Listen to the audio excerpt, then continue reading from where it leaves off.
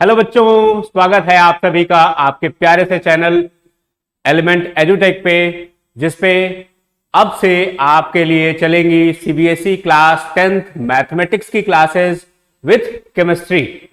ठीक है, तो आज की क्लास शुरू करने से पहले मैं आपको बता दूं कि आज की क्लास में हम लोग डिस्कस करने वाले हैं क्लास 10th बोर्ड एग्जाम 23-24 का सिलेबस।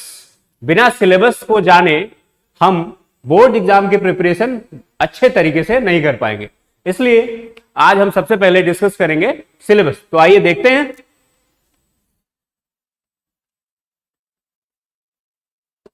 सबसे पहले देखिए कोर्स स्ट्रक्चर क्या है आपका। आपके पास यूनिट्स हैं कौन कौन से, देखिए। सबसे पहले नंबर सिस्टम है, अलजेब्रा है, कोऑर्डिनेट ज्योमेट्री है, ट्रिग्नोमेट्री है, मेंसुरेशन है और स्टैटिस्टिक्स एंड प्रोबेबिलिटी है। ये सारे यूनिट्स में आपके 80 मार्क्स का पेपर डिवाइडेड है। ठीक है, तो जो फर्स्ट चैप्टर है आपका नंबर सिस्टम, उससे 6 मार्क्स के क्वेश्चंस आने वाले हैं। और ये जो आपका यूनिट है नंबर सिस्टम, इसमें सिर्फ 1 चैप्टर है रियल नंबर्स, और सिर्फ इस चैप्टर रियल नंबर से आपको आपके पेपर में 6 मार्क्स के क्वेश्चन आएंगे। जिसमें आपको क्या पढ़ना है, देखिए। सबसे पहले तो आपको पढ़ना फंडामेंटल थ्योरम ऑफ अर्थमेटिक। ठीक है, उसके बाद रेशनैलिटी और इरेशनैलिटी के बारे में पढ़ना है। क्लास 9th में आपने पढ़ा था rationality, rational numbers, irrational numbers and rationalization आपने पढ़ा था। ठीक है, तो 1 स्टेप फर्दर हमें आगे पढ़ना है। उसके बाद अब आते हैं सेकेंड यूनिट, जो है क्या है आपका अलजेब्रा, और अलजेब्रा से 20 मार्क्स के क्वेश्चंस आएंगे। और बता दूं बच्चों आपको कि ये अलजेब्रा जो यूनिट है ना, बहुत ही इंपॉर्टेंट यूनिट है। इसमें 4 चैप्टर्स टोटल इन्वॉल्व हैं। देखिए कौन कौन से 4 चैप्टर्स इन्वॉल्व हैं। तो आपको दिख रहा होगा यहां, पहला है पॉलिनोमियल, फिर दूसरा है pair of linear equation in 2 variables, quadratic equation and 1 more arithmetic progression, AP. बड़ा फेमस नाम है एपी, आपने सुना होगा, है ना। बड़ा मजा आएगा इस चैप्टर को पढ़ने में। तो बात करते हैं हम लोग सबसे पहले जो फर्स्ट चैप्टर है पॉलिनोमियल, उसमें क्या पढ़ना है। देखिए, जो सीबीएसई का पहले का सिलेबस था, लास्ट ईयर सिलेबस, और इस साल का जो सिलेबस है लगभग सेम है। तो कुछ चीजें हटाई है सीबीएसई ने, तो उसके बारे में हम लोग देखते हैं। जो है वो डिस्कस करते हैं, जो गया वो गया। तो क्या पढ़ना है, zeros of a polynomial, polynomial के जीरोज क्या होते हैं और हम उसको कैसे फाइंड आउट करते हैं। Relationship between zeros and coefficient of a quadratic polynomial. ठीक है, फिर सेकंड चैप्टर है pair of linear equation in 2 variable. Pair का मतलब जानते हैं आप लोग, 2 मींस इस बार आपको क्या पढ़ना है, सिर्फ लीनियर इक्वेशन इन 2 वेरिएबल नहीं पढ़ना है, pair of linear equation in 2 variable पढ़ना है।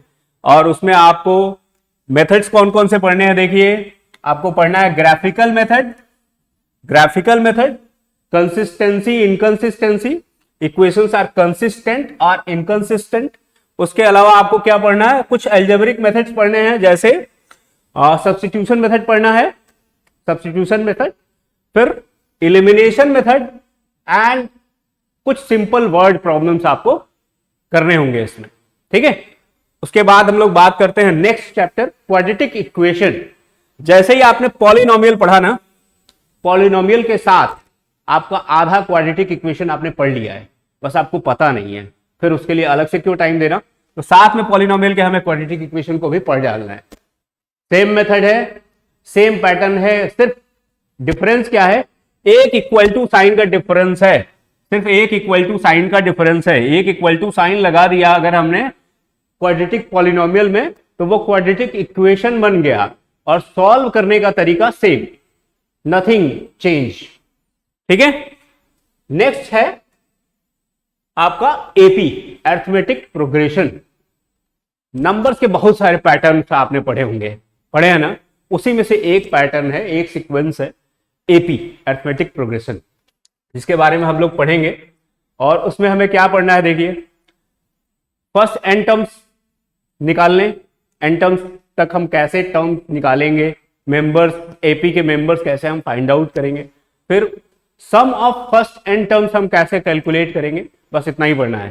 ठीक है, तो ये होगा, कुछ जनरल क्वेश्चंस होंगे और वर्ड प्रॉब्लम्स भी होंगे। ठीक है, तो इतना हम लोगों को पढ़ने के बाद फिर आएंगे अगले यूनिट पे, कोऑर्डिनेट ज्योमेट्री। ठीक है, कोऑर्डिनेट ज्योमेट्री, और कोऑर्डिनेट ज्योमेट्री आपका टोटल 6 मार्क्स का होगा।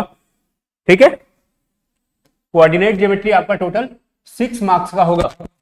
यहां भी देखिए फिर से सिर्फ एक चैप्टर है कोऑर्डिनेट ज्योमेट्री, 2 फॉर्मूले पढ़ने हैं आपको, बस 2 फॉर्मूले। क्या? डिस्टेंस फॉर्मूला और सेक्शन फॉर्मूला, उसके अलावा कुछ नहीं पढ़ना है। उस पर क्वेश्चंस करने हैं, कैसे अप्लाई करते हैं ये सीखना है, और चैप्टर खत्म। ठीक है, फिर नेक्स्ट, उसके बाद नेक्स्ट है आपका ट्रिग्नोमेट्री। ट्रिग्नोमेट्री में भी आपके 2 चैप्टर्स हैं।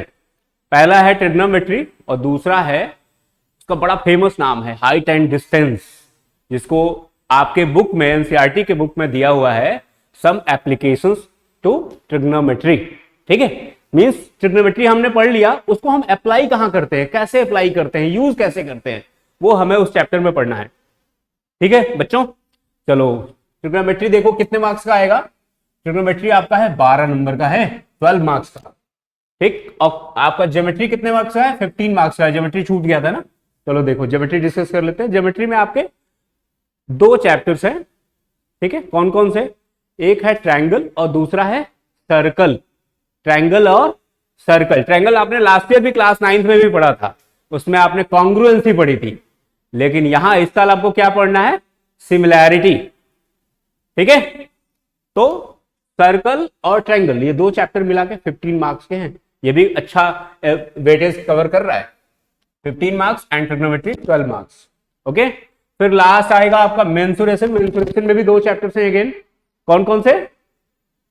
Area related to circles and surface area and volume. Class 9th में भी आपने सरफेस एरिया वॉल्यूम पढ़ा था।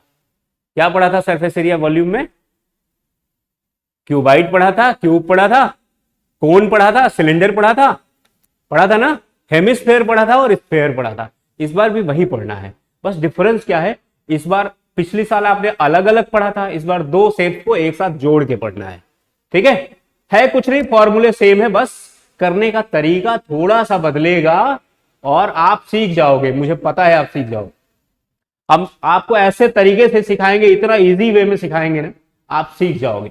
ठीक है, तो मेंसुरेशन है टोटल 10 मार्क्स का, means 2 chapters will cover 10 marks.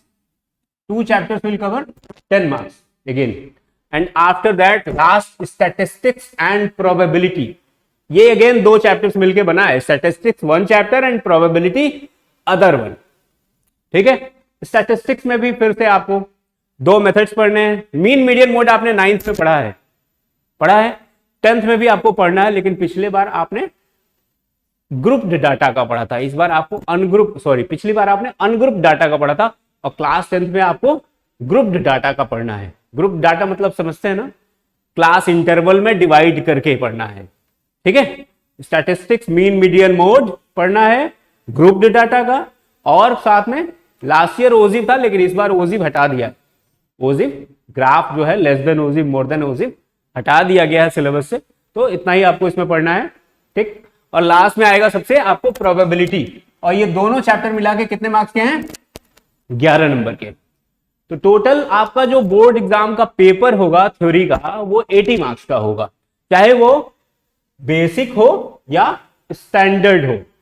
Basic और स्टैंडर्ड तो आपको पता ही होगा, सीबीएसई ने मैथमेटिक्स को 2 तरह से डिवाइड किया है, बेसिक और स्टैंडर्ड।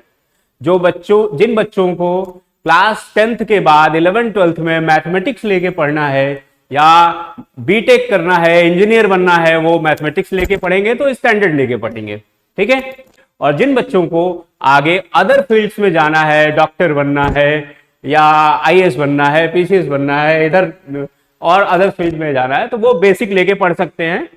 बट अगर आपने मैथमेटिक्स में बेसिक चूज किया, उसके बाद आपका 10th के बाद आपने सोचा कि क्यों ना मैं मैथमेटिक्स 11th में लेके पढ़ूं, तो फिर आपके पास ऑप्शन नहीं रहेगा। ठीक है, तो इसलिए मेरी तो राय यही है कि आप स्टैंडर्ड ही लेके पढ़ना। ठीक है, ऑप्शंस अपने लिए क्यों बंद करना, जो भी करना है वो आगे 2 साल के बाद डिसाइड करना। ठीक है, चलो तो बात करते हैं अब हम पेपर के पैटर्न की। अभी तो हम लोगों ने स्ट्रक्चर देख लिया कोर्स का, और कौन कौन से चैप्टर कितना कितना मार्क्स कैरी कर रहा है ये हमने देख लिया। अब हम लोग बात करते हैं पेपर के स्ट्रक्चर की, कि पेपर कैसा आता है। और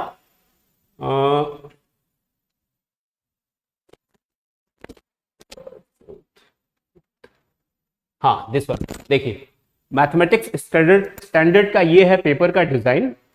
आपका जो पेपर है ना वो 3 लेवल्स में बटा हुआ है।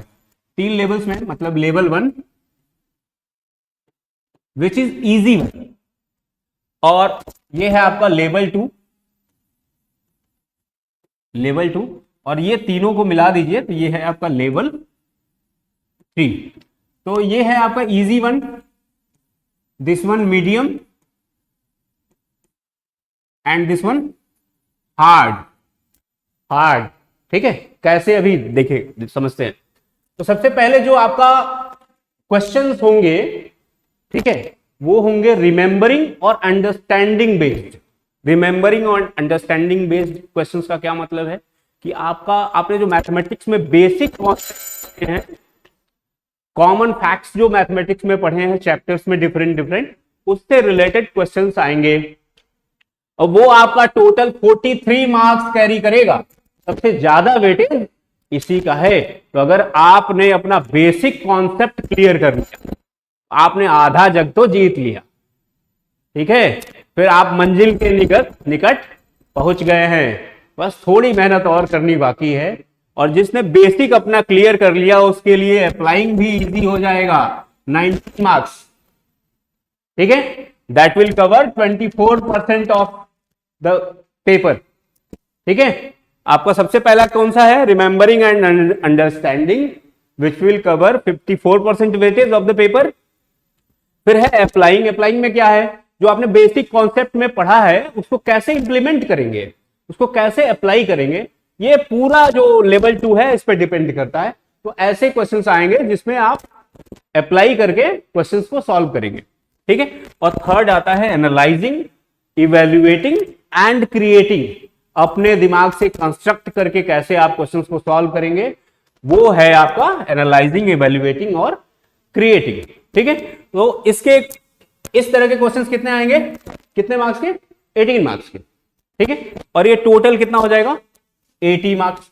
ठीक, तो ये तो हो गया आपका थ्योरी पूरा 80 मार्क्स का। ठीक है, 80 मार्क्स थ्योरी क्लियर।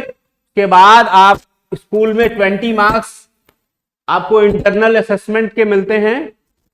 ठीक है, जो डिवाइडेड होता है pen paper test plus multiple assessment. Class में क्लास टेस्ट होता है, और भी कई तरह के असेसमेंट होते हैं, प्लस यूटी होता है आप लोगों का, तो उसके बेस पे आपको 10 मार्क्स मिलेंगे। ठीक है, 5 मार्क्स पोर्टफोलियो का होगा, आपका स्कूल में क्लास में बिहेवियर कैसा है, सब्जेक्ट में आप कैसा परफॉर्म कर रहे हैं, क्लास में कैसा रिस्पॉन्ड करते हैं, उसके बेस पे आपके सब्जेक्ट टीचर्स आपका पोर्टफोलियो बनाएंगे, और उस बेस पे आपको 5 मार्क्स डिवाइड होंगे। ठीक है, और बाकी होगा आपके 5 मार्क्स आपके लैब प्रैक्टिकल्स पे। मैथ लैब आपको जो कराए जाते हैं, जो एक्टिविटीज कराई जाती हैं, उसके बेस पे आप लोगों को 5 मार्क्स मिलेंगे, और टोटल इंटरनल असेसमेंट 20 मार्क्स के होते हैं। ठीक है, तो ये टोटल आपका 100 मार्क्स का कोर्स स्ट्रक्चर है, जिसके बारे में हम लोग पढ़ेंगे आने वाली क्लासेस में। ओके बच्चों, थैंक यू फॉर टुडे। जल्दी मिलते हैं अगली क्लास में।